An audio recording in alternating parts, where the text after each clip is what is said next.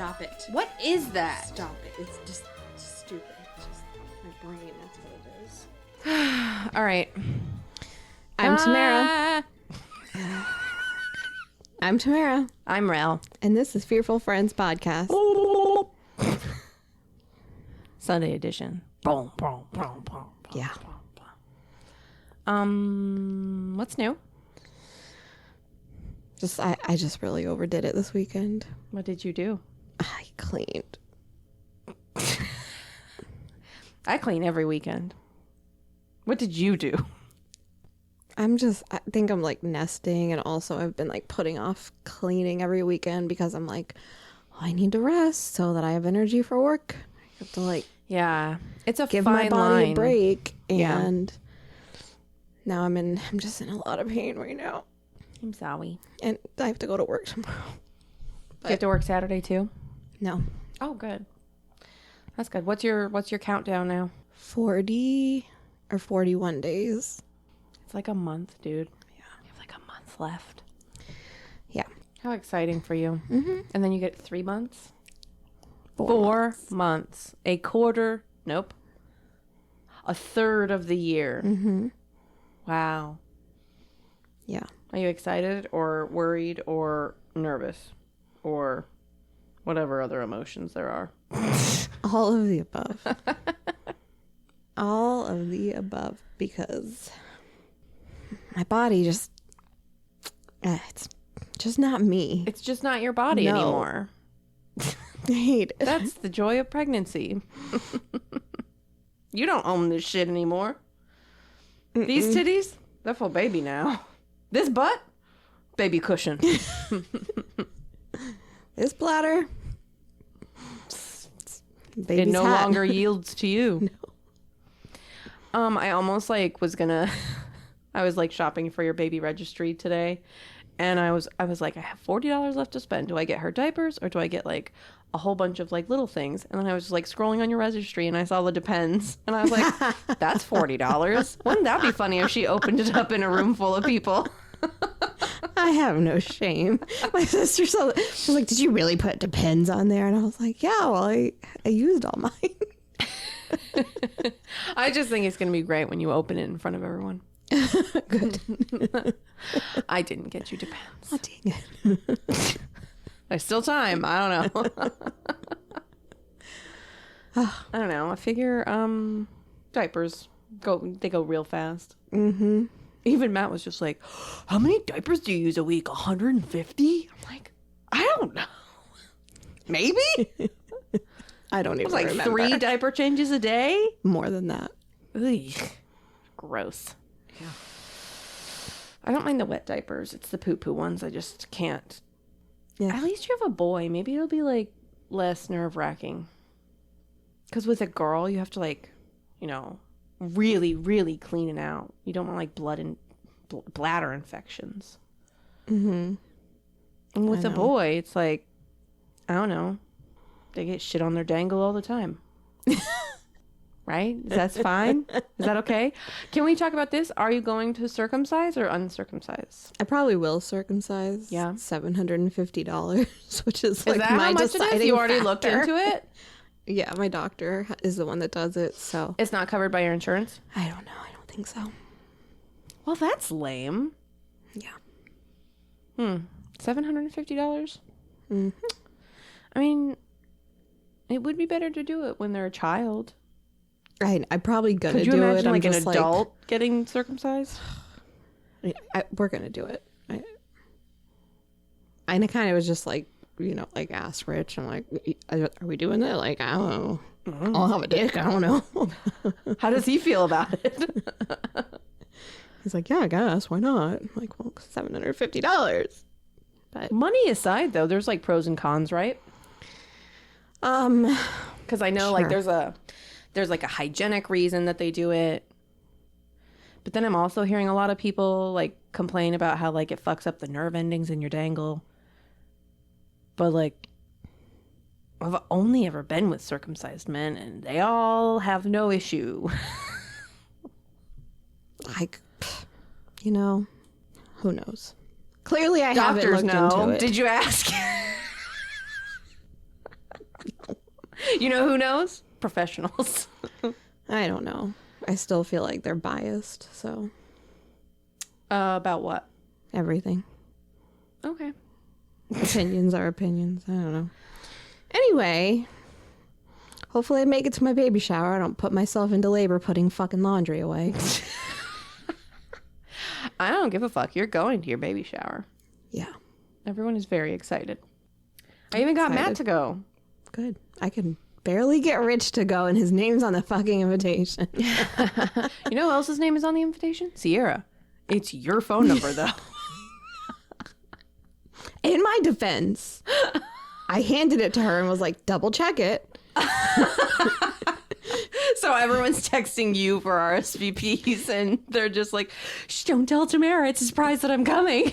In her defense, I asked a dyslexic person to do it. So. Is that a dyslexic problem? Is that a dyslexic oversight? I don't think so. I don't know. Oh, well. I mean, you're getting the RSVP. Do I have to RSVP, or you just like, no? Kinsey RSVP'd for you. Oh, wonderful. And Matt. Yes. Okay, great. Fantastic. I was going to text you earlier today, and I was just like, I'm her best friend. Yeah. If I'm not going, there's a problem.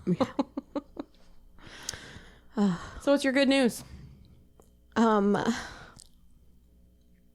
so happy Judy put in her 1 week notice. Oh my God. I was actually going to ask you to elaborate on what the fuck happened this week to make you write me a novel about how much you want to murder her. And you're like, just in case the FBI is reading this, it is all satirical. She just can't. She can't. So 1 week? She's not even going to give them 2 weeks? Nope. Her How last rude. day is on the 31st. What's she doing? And like, the way I can't stop smiling right now is like You really are. when she told me, and I was like, Oh, that's too Okay. bad. Really? Stretch your face down. and she was like fuming mad. Why? At you? I was on my break, and her and my boss like got into it. My boss like threatened to write her up for something, and she was all pissed off because she's all alone running back and forward, and it's like, it's still your fucking job. Yeah. Like you still you can't You're by handle yourself yeah. a lot. I mean, Yeah. gotta hold your own. So she was all pissed off, and she's like, he said, you know what? Here. And I had a pre-written notice, and I was like, She had a pre-written notice? Wow. So she doesn't have another job lined up. She's just gonna like retire. I don't care. It would just be like nice to just like be like, I don't like this fucking job and I don't like my boss. Goodbye. And like the week before, this is why she had a pre-written notice. The week before, my boss was in somewhere, I don't know, but she was on this like work training thing. And so she was getting help, like, you know, this is what's going on with your team and this is how we're going to improve it. And like teaching her like all the ins and outs, but they had to be looking at our cameras. They were looking at our team's messages. They were Ew. looking at our work in the past, just so that like, Are they like looking at your computer history? I don't know. Should They you looked be at- worried? They looked at my team's message history, which was not nice. My boss comes back and she's like, hey, we can't use Teams like that anymore. She's like, they brought up our team's messages, and you were talking about how you hated someone, and they asked me if it was a coworker or an employee, and she goes, oh, I have no idea. And I said, was it Judy? And she goes, yes. And it was it's been so hard all week not to talk shit on Teams, because that's like my outlet. Like Yeah, that's where you vent because you can't do it in front of your clients. no. It's been so hard. And they're like, my boss Is that like, why you texted me? Yeah. Because you couldn't vent on Teams? Exactly. She's just like, just randomly at like 11 o'clock in the morning. She's just like, how should I do it? Strangulation? Stabbing? Light her car on fire? It's like, what? Yeah. Yeah, no, my boss like messaged me last week while she was in this meeting, and she's like, hey, Judy was on her phone in the cash room, which she's not allowed to. You're only allowed to be on your phone in the break room. Oh. And she's been told this like 18,000 times. So she comes back and I'm like, hey, our boss saw that you were on your phone. Please just go in the break room. Well, I was only on my phone because I was doing this and this and you were alone and I didn't want to walk away. The break room is like literally the next room over. And I'm like, listen. I don't give a fuck. Just go to the break room. Truly, I don't. She just starts going off. And then she gets over on the computer and she's typing away. And that's when she typed up her notice because I pissed her off. She didn't talk to me for like 3 days, which was very nice. I'm sure it was a lovely reprieve. Like, ugh. So she couldn't have done this like 6 months ago so that you could have had like a smooth pregnancy. She couldn't have done this 2.5 years ago. She literally, she puts her 1 week in right before you're about to go away on maternity leave. You can't even really savor her being gone. But I know, like, my whole maternity leave, I won't have to think about going back to her. So it'll be okay. But do you know who they're going to replace her with? She could be worse. How? I don't know. Judy got hired somehow. And then I thought I was They're obviously not making good decisions. I thought I was getting fired on Friday. You always tell me that like every Friday. What is going on? Every Friday you're like, I thought I was going to get fired. Well, like, I walk in and I know my district manager is supposed to be there, and he's parked in the parking lot, and then the branch manager from our like sister branch, she comes through and she's like, you know, hey, I'm here to help you guys. And I'm like, oh, I didn't know you were coming. And when told me, she was like, oh yeah, they just called me. And I'm like, what? And then I'm here to replace you. And then she comes back and she's like, so I'm here to like help you on the teller line. And I'm like, what? She's like, yeah, you need to get me a drawer. And I'm like, what? Like, this is how outrageous. They send me help and I assume I'm getting fired. That's because how fucking they never send you help. It is. And I go in the bathroom and I start tearing up and I'm like, I'm not getting fired. Yet. And I wasn't. The whole reason he sent her to come help was because he needed to take my manager and like go work on like fucking role play or some bullshit. Excuse me, where was she last week when my boss was in fucking Philadelphia or wherever? Yeah. And I was the boss and I had 2 fucking employees and one of them was a part-timer. Where the fuck? No. So that's why I think I'm getting fired when I get help sent to me. Man, they are kind of out of touch. Just a little bit. And she's like, oh, I'm here till 11:15. And I'm like, I don't fucking need you. Wow, Tamara.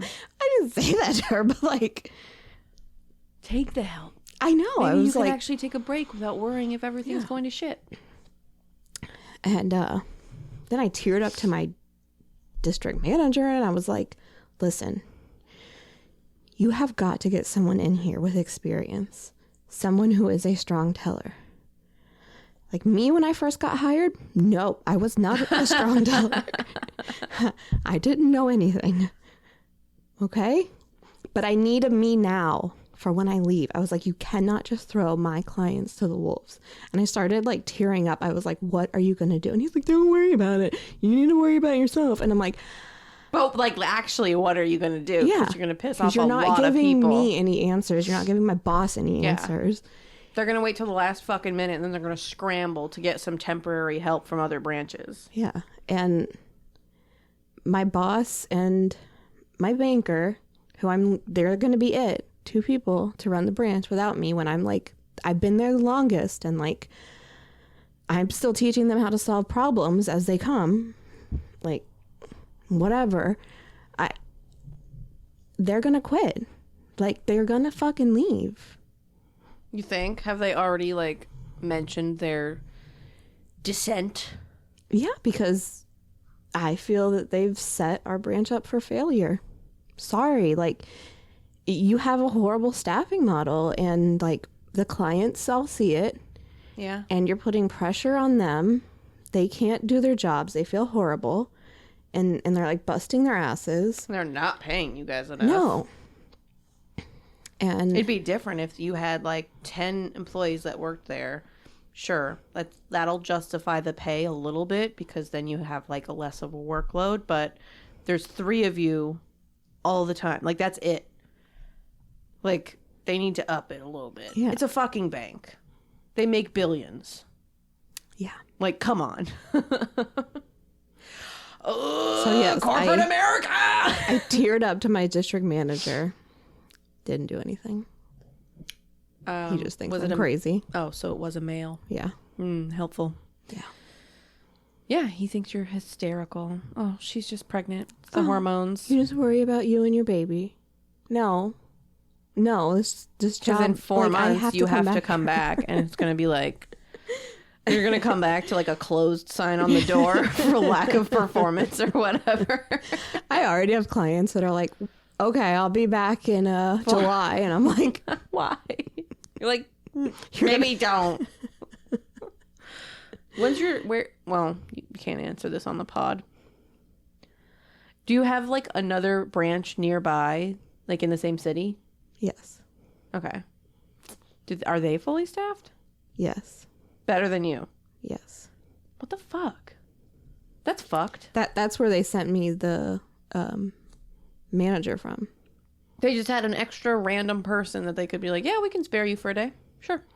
Like their teller line, they have 3 full-time tellers, 4 bankers, an assistant manager, and a regular manager. And then they also have like this part-timer that comes in. She's like a part-time banker because we She's have like a hybrid mode. we have like another like satellite branch that's open till like 2. So after 2:00, she's back at their branch. I'm like, come to our branch. Yeah. Come on. Fuck. Are they busier? Yes, but like not that much busier. Yeah. They still expect us to go help them on Saturdays, and now my manager's like, we're not doing that. No. I have You have 2 tellers, right? yeah, I've got a part-time 83-year-old woman and then me.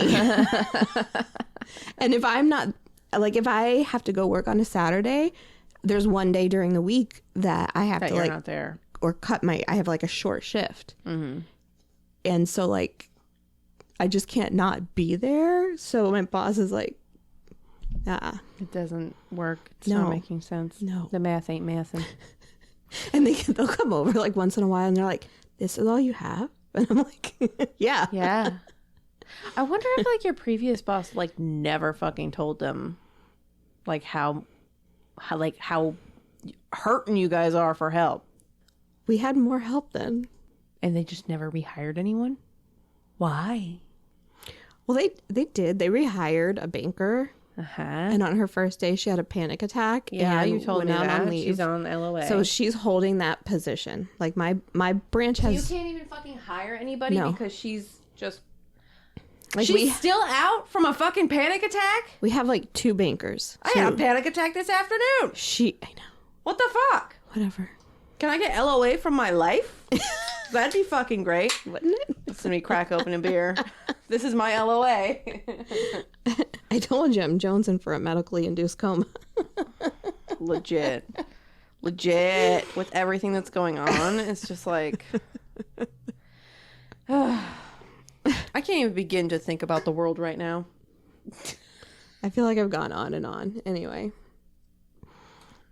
I just like hope that we get deported to our countries of origin because I would love to go to the Netherlands for free. Like, I will voluntarily be deported. I can't afford to leave the country, but I'd love to. Yeah, right. Maybe that's insensitive to say. I don't even want to think about that. So All right, well, this is where we are. I can't handle that. None of that. Do you have anything else you want to talk about before we crack in? We are at 23 minutes. No. I have no idea what my story is about. I know I have it. And I was thinking on the way over here, I'm like, what did I write about? I'm nervous. That makes me very nervous. But I am glad that you wrote a story because I haven't even begun to even like think about it. I need a break from life. I just can't do it. I need a coma. Are you ready for my story? I'm just gonna look at it real quick. Just give it a quick scroll. Figure Check out for typos. what's going on. She has no A idea. murder. Ooh, how exciting. I know. Like, It's been a while. I think it's been a while. No, actually, our last story was a family massacre. I was like, it's been a while since you've done a murder. To be fair, though, we recorded that like 3 weeks ago. probably. Wow. Okay. So, my story is a cold case. Oh, does that mean it's unsolved? Typically, yeah, I guess that's what a cold case is. A cold-ish case, I guess, is Like what you could say. lukewarm. It's just cool right now. Yeah. Was hot. Now it's just cool. Yeah. I don't know. We're both gonna find out. How exciting. I can't wait to hear about it. Yeah. So basically don't ask you any questions because you don't know? Athalia Ponsell Lindsley. That is a name. Yeah. Athalia, like they pronounce it different ways. Athalia. It's a pretty name. It sounds like a flower. It probably is. She was born July 25th, 1917. She's a zebra. I'm just kidding. What? Explain yourself I now. just forgot like horoscopes. Oh. Okay. I was waiting for you to be like, she's a Pisces or fucking whatever. I think. And then I was thinking Libra and I was like, she's a zebra. Oh. Sorry. I think she's a Leo, Which I was close. which is it very, very fitting for her. Leo, lion, zebra. It's Exactly. all in the zoo. Yep. She was born Athalia Feder to Charles and Marguerite Feder. They lived in the Isle of Pine, which is an island in the Caribbean West Indies. I have never heard of the Isle of Pine, but it sounds like Me it either. smells like Christmas. It doesn't. It's in the Caribbean. It doesn't smell like pine? No. Well, I'm offended. She was born to a very wealthy family. A little about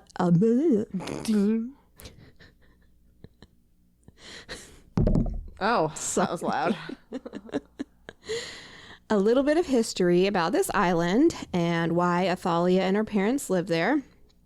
After losing the Spanish-American War, Spain gave control of Cuba in 1998. Are we doing history A little right bit. now?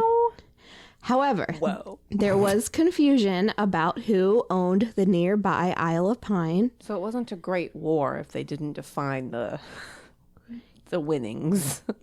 Just for that isle, the island. Okay. It now has another name that I'm not gonna try to butcher. I'm so sorry. You want It's me like to try? looks like it says Juvederm. It's not that. Okay. The Isle of Juvederm. Everyone has big lips here. Both the U.S. and Cuba were claiming the island. In 1907, the U.S. Supreme Court said deciding ownership was up to politicians, not judges. I don't know why. Don't ask me why. I wasn't gonna. You were. Some Americans wanted the U.S. to take the island, but in 1903, the U.S. and Cuba signed the Hay-Quesada Treaty, giving the island to Cuba. Ay, quesada. Okay. Even though at the time Americans owned most of the land and businesses there. The U.S. officially recognized Cuba's ownership in 1925. Athalia's parents were some of those politicians trying to annex the island for the U.S. What does annex mean? They're trying to take it for the U.S.? Yeah, or make it like, kind of like Puerto Rico was. Okay. ChatGPT wrote most of this, so stop. Are you serious? Just this section, I'm gonna okay? It punch was you in the very face. confusing I'm to gonna me. punch you. It was confusing, so I had to ask it to explain it to me like I was a little kid. Actually, I said a high schooler. Did you fact check ChatGPT because they Yes, because have been giving me wrong information about gardening?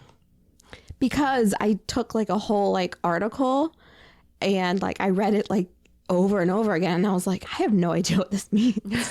So I had to break it down, define the words that are confusing. So I copied it into ChatGPT and asked it to explain it to me like I was a high school student. Okay, and it did. It did make. I still don't know what annex means, but I'll let ChatGPT know. thank you. Basically like colonizing it. You know, not good. Okay, it's not good? Colonizing?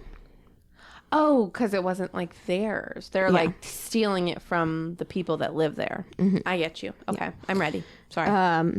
After the island became part of Cuba, Charles and Marguerite moved to Jacksonville, Florida.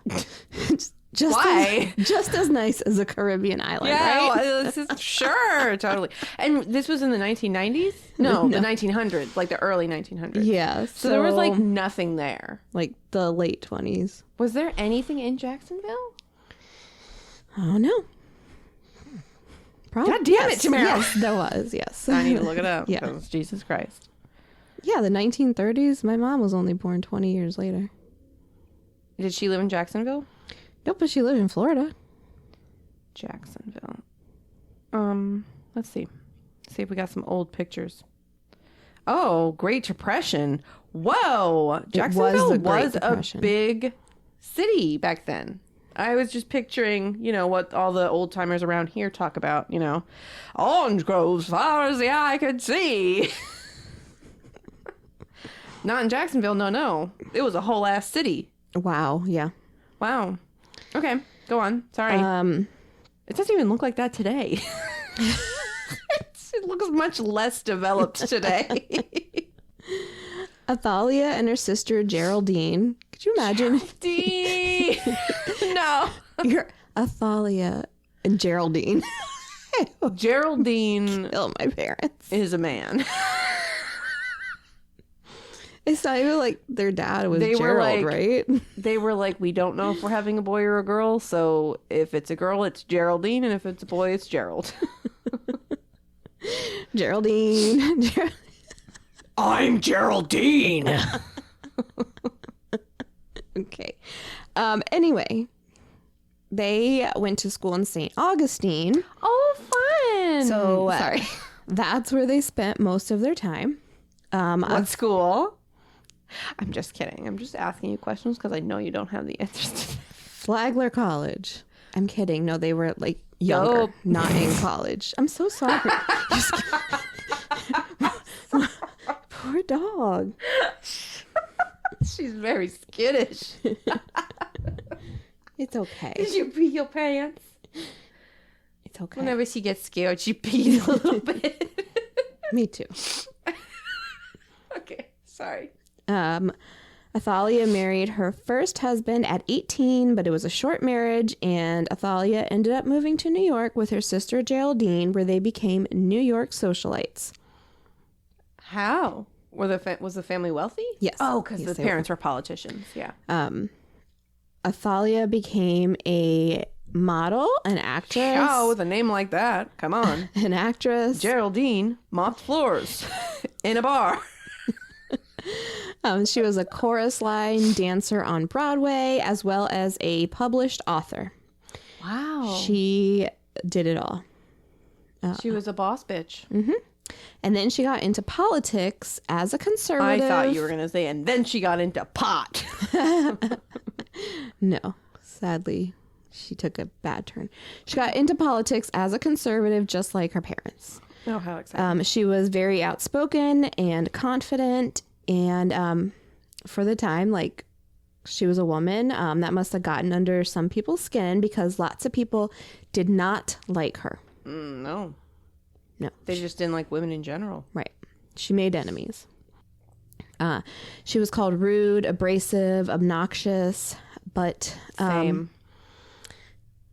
I feel like a lot of that backlash was just because she was a woman, and this was like in a man's in the place. 30s and 40s, Yeah. and she was outspoken. Like, she spoke her mind, and Yeah. therefore she wasn't willing to settle down and just be a baby maker. Yeah.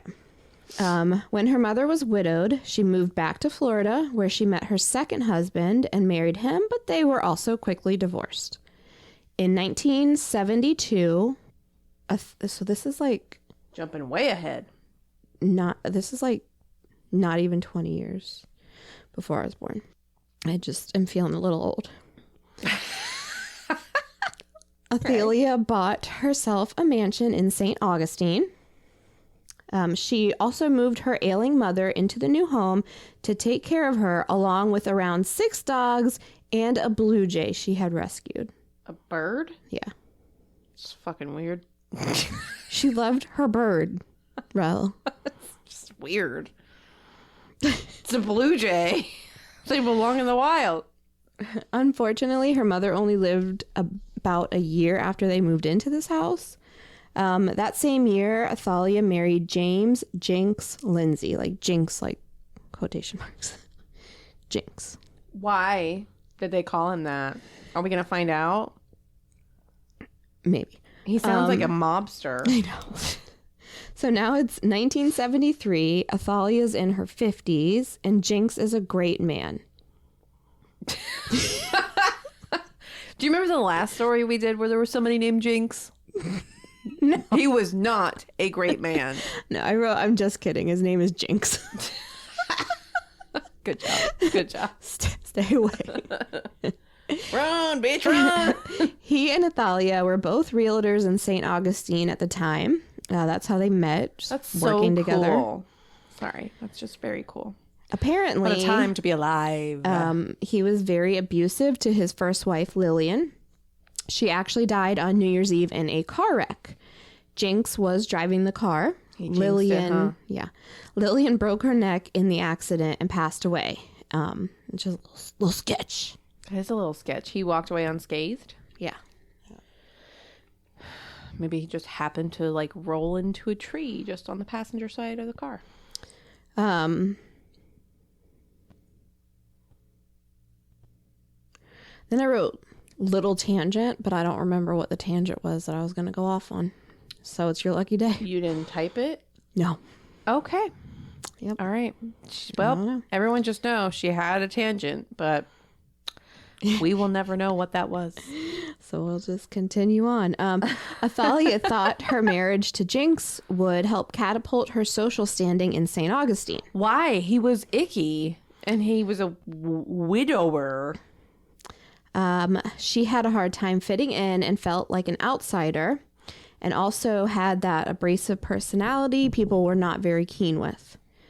Even though Athalia was very wealthy and had been this socialite in New York, the social scene in St. Augustine was very focused on those who had been born and raised in St. Augustine, especially if your parents also had been born and raised in St. Augustine. Sounds like Boca. Gross. People called her a Yankee because of the years she spent living in New York, even though she had grown up most of her life in Jacksonville and went to school in St. Augustine. Wasn't good enough for them. What a bunch of douches. It's literally Boca. Yeah. Jinx, on the other hand, was born and raised in St. Augustine, and his family owned historic real estate in the town. Oh, what places? I don't know. Was she using him? Maybe, yeah. They literally just said that. She was Whatever, using girl. him to catapult her career. Yeah. Her ambition at the time was to run for local and state political offices. I mean, that's not going to go over well if they don't fucking like you and they don't think you belong there. That's why she married Jinx, so she could fit in. Okay. Yes, but then she's just somebody's wife. Like back then, you couldn't fucking do anything because you were just somebody's wife. But she needed her in. She needed to fit in with like the elite. I guess. Whatever. Athalia and Jinx spent most of their time apart. He lived in his home on Anastasia Island. Ooh. which is like the it's barrier. So pretty. Yeah. The barrier island in St. Augustine, and Athalia lived in her mansion on Marine Street, which was the other side of the waterway. Have you ever been to Anastasia Island? No idea. Oh, it's so pretty, Tamara. So, you know, like just a bridge between a married couple is so literally just a whole ass bridge. So Athalia kind of becomes this oddball. When she moves there, she adopts too many animals. She becomes sickly thin. Her family was worried about her mental state. Is she becoming like a cat lady, or she's more into dogs? She's more into dogs. Our dog lady is any better? I don't know. Her family was worried about her mental state as she became more and more anxious and run down. Athalia was hated by neighbors due to this whole not being one of us thing. They complained about her animals to the point where she was getting fined by the city. They freaked out when she would cut back shrubbery and trees, and Athalia literally published a book about gardening. Aww. So, like, fuck off, guys. Yeah. Come on. This is just like fucking Florida HOAs at its finest. Yeah. The neighbors had the city remove a fence Athalia had installed. Like, they just wouldn't give it a rest. I would move. The street Athalia lived on was a very busy street. It was also close to the town and had a hospital nearby, so it wasn't like she was this loud nuisance that moved in and disrupted everyone's peace. So this just went on and became a feud between Athalia and locals in St. Augustine. One of her neighbors even tried to have her arrested for the disturbance her dogs and bird created. The injured blue jay was a disturbance? Yeah. This is before Athalia's mom died, so she's going through all this, but she's also her mom's sole caregiver and is taking care of her 24/7. People were petitioning against her and bringing complaints to the local judge. The neighbors said having Athalia around was like living a nightmare. They said her porch light shone obtrusively all night long into their windows. Oh my God. She is just surrounded in a sea of Karens who, like, just can't mind their own fucking business. No. On like a busy street. What a fucking... Ugh. I feel for Athalia. Athalia, what's her name? Athalia. Two of these neighbors giving her a hard time and really leading the angry mob mentality against her were Rosemary and Patty. Of course. There's a Patty and a Rosemary. They were very fun ladies. They sound like real awful. Once Marguerite passed away, Athalia suddenly had time to stand up to her neighbors. Hell yeah. Now, remember, Athalia is an outspoken, confident, abrasive, and outspoken woman. Good job, Tamara. You're doing great, sweetie. Thanks. I think I meant to write very obnoxious, because that's how she was portrayed. Yeah. Now that she's no longer at her mother's bedside every waking hour, she has to defend herself against these naggy Nellies. Must have been getting late when I was writing this. Naggy Nellies. The first thing she did was dig up dirt on Patty's husband, Alan, who worked as the county engineer. Athalia accused Alan of using county funds on his own personal projects. She brought up how almost every one of his employees quit or were fired to the point that his turnover rate was 155%. Jesus. And like a normal turnover rate's like 3%. He worked his employees 7 days a week without any overtime pay. Athalia also brought up the condition of the county roads and projects he was in charge of. She dug up records showing he was unqualified and unlicensed for the projects he was running. He had failed his engineer certification, but was given his job anyway. His pay was also exceedingly high for his position and had far, far exceeded the two people who had previously held the role, let alone any other workers in the county. That's fucking annoying. An investigation was opened looking into his competence and spending of government funds. Nothing really came of the complaints because Alan knew the right people. But Athalia made a new enemy. One day, while driving past Athalia on the street, he pulled over and said to Athalia, quote, "You're a vicious, evil woman, and one day I'm going to fix you." Ooh. What's that mean, bro? He's going to spay and neuter her. Fix you. I'm gonna have you fixed. Athalia confided in her sister that she was afraid of Alan and thought that he would kill her. Damn. Yep. It was like one of those, like, if something ever happens to me, just know it's fucking... It's Alan. Yeah. Of course it's Alan.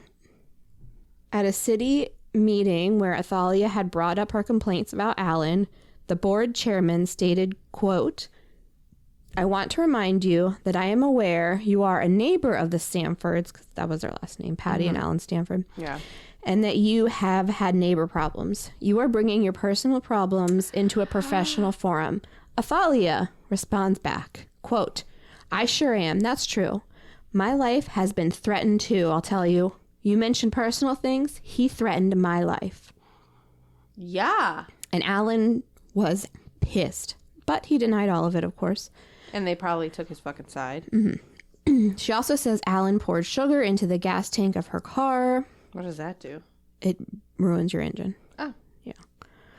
And Athalia's husband, Jinx, is on her side and says, yes, Alan did all of this. But either way, Alan got away with it. Wednesday, January 23rd, 1974. That was only 3 days ago. You're right. 50 years ago. Investigators from the Professions Regulation Board knocked on Alan's office door. They accused him of violating multiple state statutes.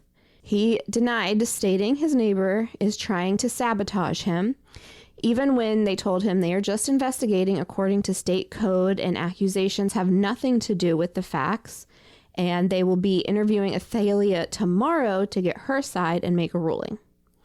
After they met with Alan, they did drive by Athalia's house to confirm her residence, which is weird to me. I don't know. I kind of feel like they maybe suspected. I don't know. They're not detectives. No. Like, so I bet they thought she was lying. I don't know. It feels weird to me that they did that, but they reported that everything was quiet and peaceful. However, a few hours later, one of Athalia's neighbors, who was sitting on his porch, reported a man in a white Volkswagen pulled over and said, "Call an ambulance and the police. A woman has fallen out of a window. There's blood all over the place." At the time, Patty hears Rosemary outside screaming. So these are the two next door neighbors. Yeah. Patty runs outside and sees Athalia laying on the ground in front of her house with her neck cut so deep she was almost decapitated. Huh. There was indeed blood everywhere. But it was not from a fall. No. She also had defensive wounds all over her hands and arms, and one of her fingers was severed. Like, she was, like, really attacked. Yeah. She was fighting. Mm-hmm. Her beloved bird's cage was smashed, and the bird was missing. Not the bird! Yep. I know. Police and an ambulance arrive within minutes. Neighbors, of course, swarm the crime scene, probably stomping and spitting and stealing evidence. Mm-hmm. Just ash in their little cigarette things. Yeah. Her pearl necklace had been strewn all over the yard when she was attacked. So everyone was just picking up the little pearls and taking them home? Yeah. Not that it mattered, because police officers instruct an EMT to hose away the blood almost immediately after arriving there. So no evidence is collected. Why? Did they think it was a suicide? It was just like the joke. Who's that comedian? I can't think of his name, but he's like, "Oh, we have a crime scene. Clean off all this blood." I don't know. But yeah, that tracks. So there is rumors that police did this to protect Jinx from the possible husband did it tropes, but like that doesn't make sense. No, like it doesn't. he was so prominent in the area, possibly in like the pockets of I don't know. But he is questioned by the police. It's no secret their relationship was odd. They were newly married and didn't even really live together. Plus, he was known to be abusive to his partners, and this would be his second wife to tragically die. Yeah, and I forgot about that. a neck injury. Oh. Yeah. Jinx also always carried a machete with him in the trunk of his car. Why? Where is he from? The jungle? I know, like, I was like, some people have baseball bats, some people have guns or pepper spray. Jinx has a machete. I have none of those things in my car. Do you know what I have? Lots of receipts. I could give you a paper cut. I have 3 different pairs of broken sunglasses I could maybe stab you with. Yeah. No, he might need to, like, I don't know, go bushwhacking or something. Yeah. He doesn't even want to whack his own wife's bush. But, So, guess what the medical examiner determined as the murder weapon? a machete? Yep. Wow. Apparently, Wow. it was very common for realtors in Florida to have machetes at the time. Why? Different times. Just chop down trees? Or, like, was it, like, rough turf? Like, this is my listing! Like, my realtor has business cards and like lawn signs and hairspray in the back of her car. Yeah. But like, my dad has like a bunch of water bottles in every single cup holder of the car. He does not have a machete. apparently it became difficult to narrow down anyone based on the murder weapon because How? so How? many We people only know one person that was walking around with a machete in his car. apparently so many people own machetes. Did they... Maybe this is how they like manicured their lawns back then. Want to hear a crazy machete story? When I was like Oh, this is real? 13, I went to this summer camp, and it was like you had to go like primitive camping. Mm-hmm. And Love that. I hated it. It was horrible. I know you do. It was summer in like South Florida in the fucking Everglades. Sounds great. No, it was smelly and nasty and rainy. Teaches you character. It did. There you go. Also, like one day we were like learning about invasive species and like plant species, and they took us out to like where these like baby trees were. They were probably like 4 inches across, and they were like, these are invasive. We're gonna chop them down and spray them with you know, plant killer. plants. Yeah. And so they gave us each at like 13 years old giant fucking machetes, and we're whacking fucking trees down and spraying them with fucking chemicals. Like Roundup, which is now like causing no wonder everybody's dying in the middle of the fucking Everglades. Oh my god. Like, I think about that sometimes, and I'm like, that could never happen. No. They gave like this giant group of children of kids machetes, and we were chopping trees down. Wow. Yeah, that's kind of wild. Was it like a Girl Scout thing? No. Wow. That is insane. That would never happen now. And it's like a big camp. Like, it's still, even like now, it's a huge camp. I wonder if they still use those pesticides and if they're still like... They were bright blue, I'll tell you that. Oh, boy. And they were in those like white, like egg-shaped tubs giant that you'd like sprayer cans. pump them. Yeah. That's very scary. Yeah, right into the Everglades. Off, yeah, into a protected nature zone. Wow. Wow. So picture it, the Everglades, 2003. There's blue slick on the water. All right, back to the 70s now. Sorry.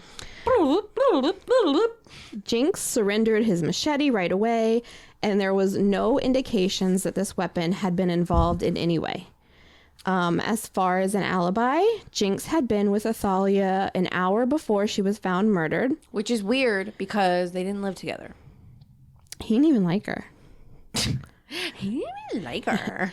Jinx said he had chores to do and Athalia had some cleaning that she needed to get done, and they planned to meet up later that night. Several people did back up his claims and state they saw him running the errands and even stopped to talk to him, like they found receipts from him picking up medicine at the pharmacy, and the pharmacist talked to him. And so Jinx is officially ruled out as a suspect. So now we move on to Alan. One of Athalia's neighbors, a young boy, he wasn't that young, he was 18. He's a man. I know. Named Locke, stated that he saw a man raising and lowering his arm to Athalia as if beating her. He ran inside and told his mom Alan Stanford was beating Athalia. Ooh. Locke became a crucial witness. It's well known in the town, the drama between the two, and now Alan has a motive with this investigation. It was literally like that night after the investigators visited him at his office. Patty, Alan's wife, is questioned. She said Alan had come home from work, got changed, had 2 gin and tonics while standing at the kitchen sink staring out the window toward Athalia's house, and he saw Athalia watering her garden. Well, that's ominous. But He knew she was outside. at the time that she stated he arrived home and did all of this was when Athalia was actually at Jinx's house. So this was also the same time that those 2 investigators drove by Athalia's house and said there was no way she was outside. Like, they were like, oh no, we drove by to make sure we knew where her house was because we had to come see her the next day at that exact time, and nobody was outside. It was like quiet and peaceful. So was the wife lying or was the kids? And the wife is lying. Okay. So stories and timelines are not making sense. Alan says he was driving home from work at 5:05, but the investigators said they were with him until 5:15. The investigator was like, no, we were together, sir. That's so funny. You fucking idiot. He then said after he had the 2 drinks, he went back to the office to finish up some, quote, evening work. I got a prostitute. Right. He says he didn't return until after the crime had happened. Patty changes her story like 3 times. That tracks, yeah. Get it straight. Come on. I think the whole fucking ruse was gone when he was like, yeah, I was over here, and then the police were like, no, you were with us, dude. Yeah. She says she was serving dinner when she heard Rosemary screaming, and then stated no, they were just finishing dinner. And then another time when she was being questioned, she said they were standing in the hallway after dinner, because that's like normal behavior. After dinner, I stand in the hallway at my house. I just like to stand in the hallway and admire all the pictures on our walls. There was some yelling outside, and my husband wasn't around, but... In that same interview, she also says she was doing dishes when she heard the scream.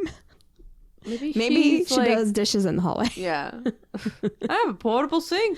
I can do dishes wherever I want. Investigators asked Alan to take a lie detector test, and he refused. But he decided to seek out a private investigator to get a test done by them instead. Why? I don't know. I won't take the test for the police, but I'll take the test for someone else. That I'm paying. Maybe just to see if I can pass it. And then he won't report it to the cops. Yeah. But, like, they knew. So, like, be less suspicious, sir. Anyway, police want the results, and they try to contact their investigator. Turns out that he was an investigator for Zales Jewelry, like the guy who he paid for that.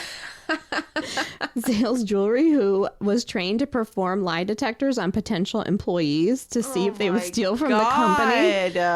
Could you imagine, like, you go into a job interview and they're like, cool, now we're going to strap you up. We're going to do a lie detector test. I would, like, shit myself. I know. I can imagine that they had a really hard time hiring people that year. So Zales contacts the police back and says that he's not authorized or qualified to perform polygraph tests outside the company hiring procedures. But did the guy do it? I don't know. Like, yeah. He did it. I don't. We never authorized this, but like maybe the guy just fucking did it because he did do it. Like, yeah. But the Zales was just like, to see if like he could probably pass it. Yeah. He definitely did perform it.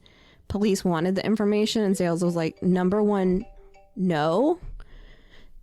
Number two, he's not even like trained to do this, so right, yeah. No.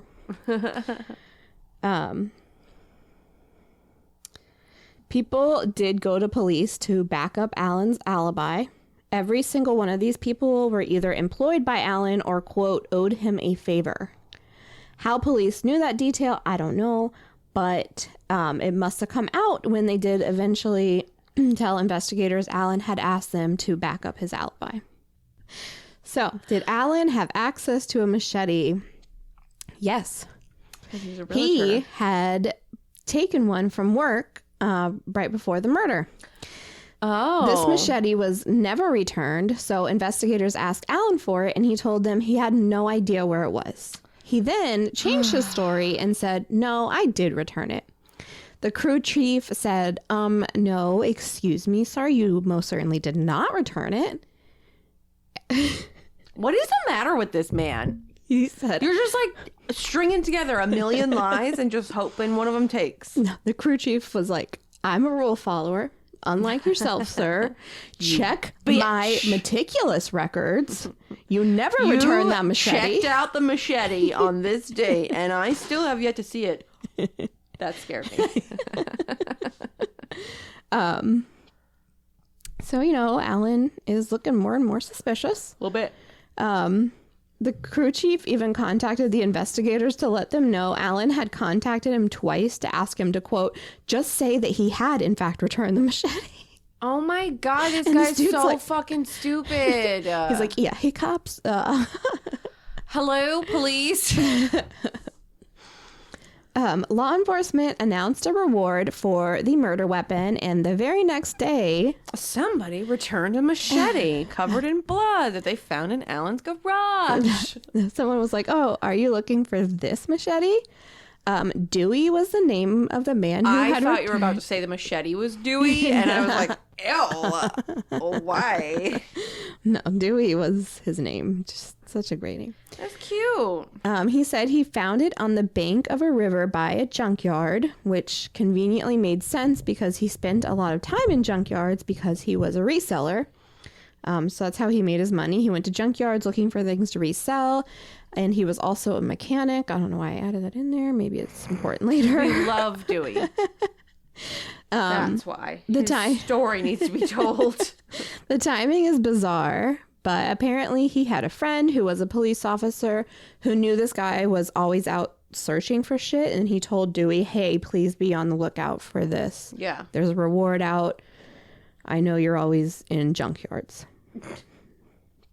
Along with the machete, no offense, there was a bloody towel rolled up and bound together with a belt. When investigators undid the towel, there was also a pair of bloody pants and a white shirt and a watch and a baby diaper. Why? I don't know. Did any of them have a baby? No, which is weird. That is weird. The watch was traceable by the serial number, and investigators were able to find a local jeweler who said he had worked on that watch for Alan. Oh, baby. So why is this a cold case? Because Alan is guilty as fuck. I know. Because Alan was a fucking mess, they were able to get a search warrant for his house. They found a bloody rag in the garage and concrete blocks that also had blood in them. On them? I don't know. Oh, I was like, what? So like this is before DNA. Yeah. Like not before DNA because that's always existed. It was before we could examine DNA Thank you. and figure out who it was from. His car was actually owned through the county for work, so they impounded it. Inside, there was blood on the seats and steering wheel, and by some luck, the dude with the hose at the crime scene didn't wash away the trail of blood that went from the crime scene to Alan and Patty's house. And Alan is free? On February 2nd, police have the evidence they need to charge Alan, and he's finally arrested. St. Augustine loses their fucking minds. Bitches are crying in the streets. They're like, Alan, Not Alan. No, not him. He was one of the good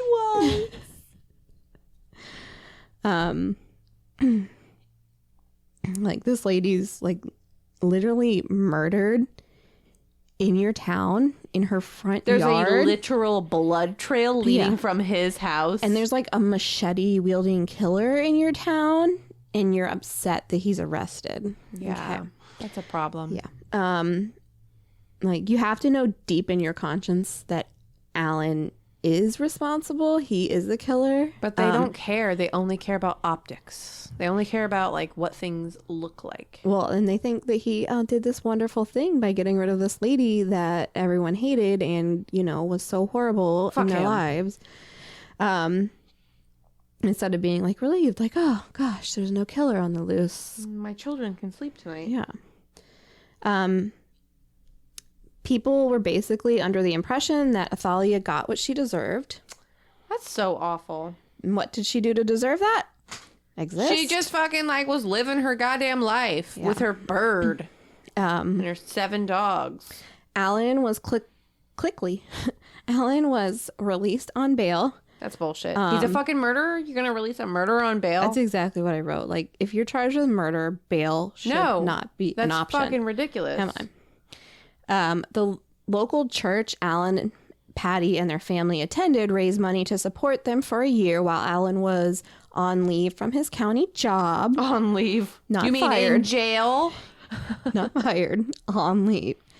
Jinx also attended this church and found this wildly inappropriate. Not that he's a good guy, remember? No, not a good guy, but that's also correct. Clearly not the murderer. Yeah. Walter Arnold was the infamous criminal attorney Alan hired to defend him.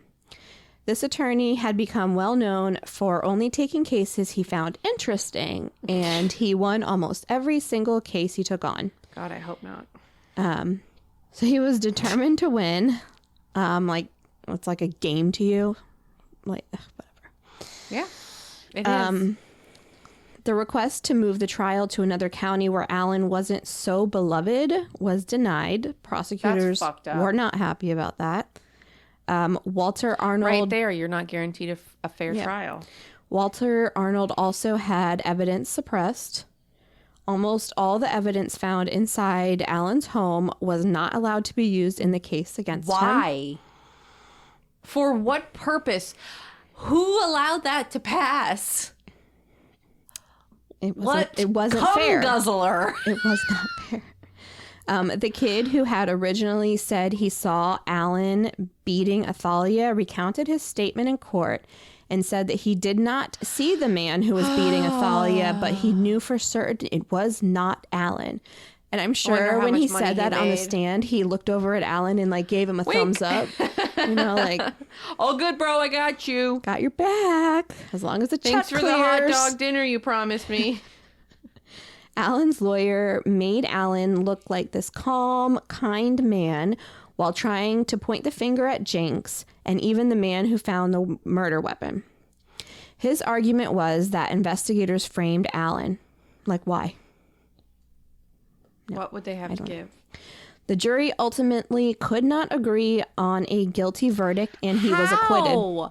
How could they? How? Was the jury, I don't know, in Alan's pocket? Mm-hmm. Because maybe they didn't look at the jury very well and find out if anybody knew him or had a bias or anything like that. That's so fucked up. Yeah, everyone loved Alan. But I don't fucking like Alan. I don't like Alan. You know. Go fuck yourself, that's Alan. why it's like a not cold case. What the fuck? Yeah. So he's just free. Yeah. I hope he's fucking dead. Now I have to talk about a lady named Frances Bemis. Why? We're gonna bring her story in. Before Athalia and her mother moved to St. Augustine... Should this have been a two-parter? No. I think I finished it pretty quickly. I don't know. Before Athalia and her mother moved to St. Augustine, Frances was kind of in their shoes. She saw the nasty side of the St. August socialites and how unwelcoming the people of the town she loved were. Yeah. Frances wanted to change.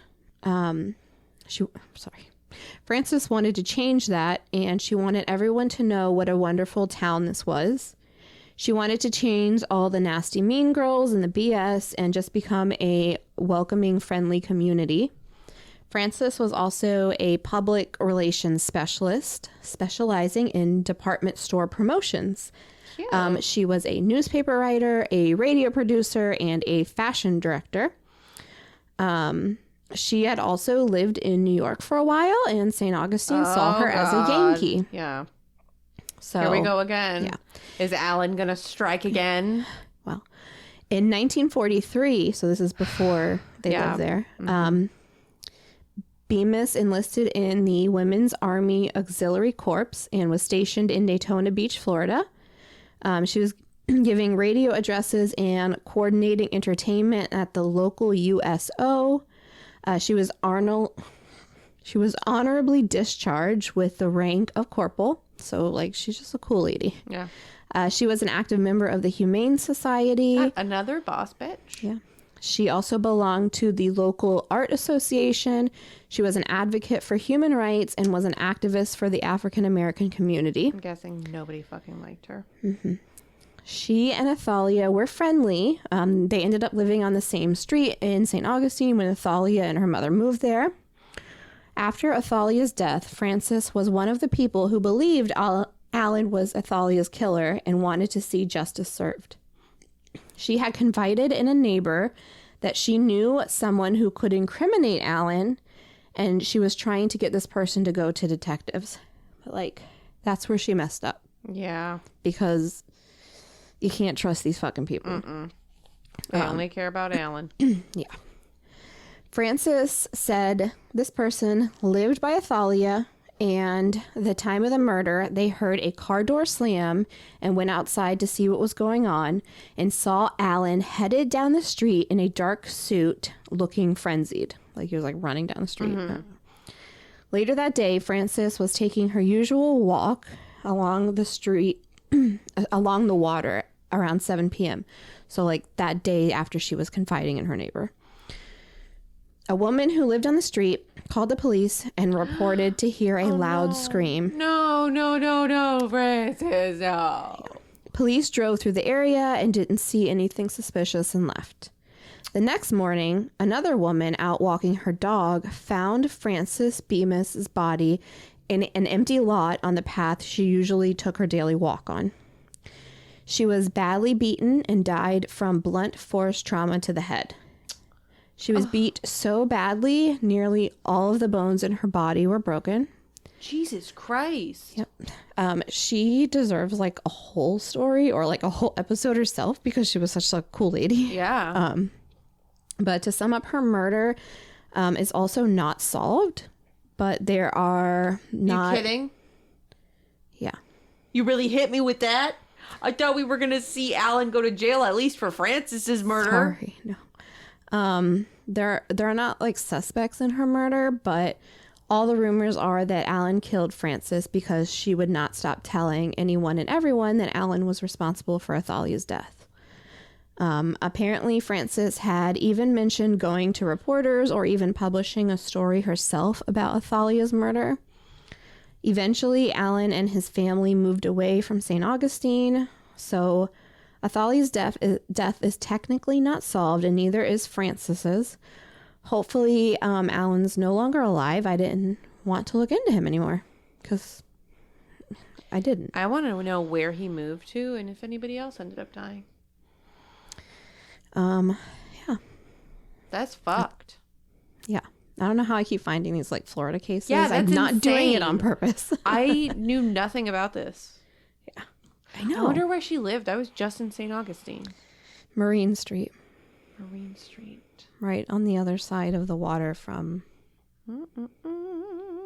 Gonna look it You can up, look up the case. They have her pictures of her house. There's blurred out crime scene photos. Ooh, that's exciting. There's also this... I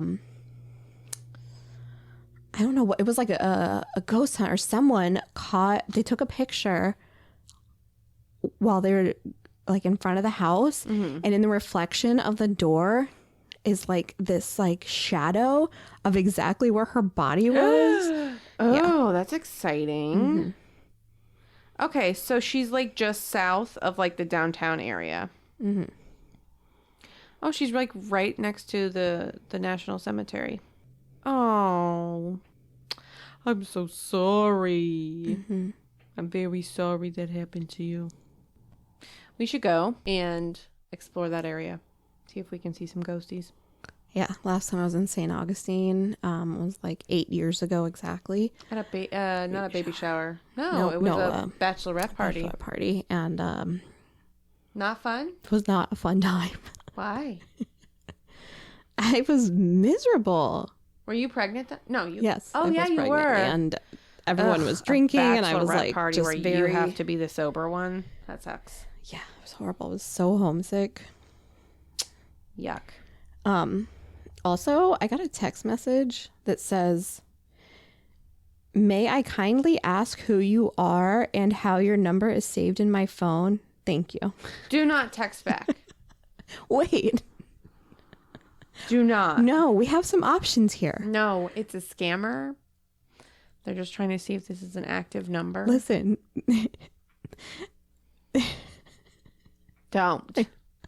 The first 3 digits in like the phone number other than the area code are 666. Oh, it's the devil. Matt got a text the other day that like made no fucking sense at all. It was like, "Can you please come party? Don't tell." It was just like broken English. None of it made sense. It was kind of scary a little bit. I'm like, weird. Y'all get a real job, please. A 666 in your phone number. Come on. That would be so fun. That'd be so fun. Well, thank you so much for listening. What a ride. Like, subscribe, tell people about our podcast. Take a deep breath.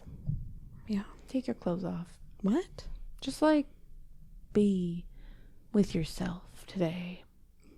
Did you like that video I sent you today? You sent me a video? I did. Oh, yeah. Tamara was with herself today in front of all of her neighbors as her windows were open. It was so nice out. I couldn't shut them. I also couldn't put clothing on. It was warm out today. I didn't open my windows all day because it was warm. I might open them now. It was breezy, though. There was a good breeze going through the whole house. Maybe where you are. Yeah. Well, but yeah, just like take it easy. Everything in the world is scary right now, but just like deep breath. Yeah. And also send your stories to fearfulfriendspodcast@gmail.com. Bye, friends. Bye.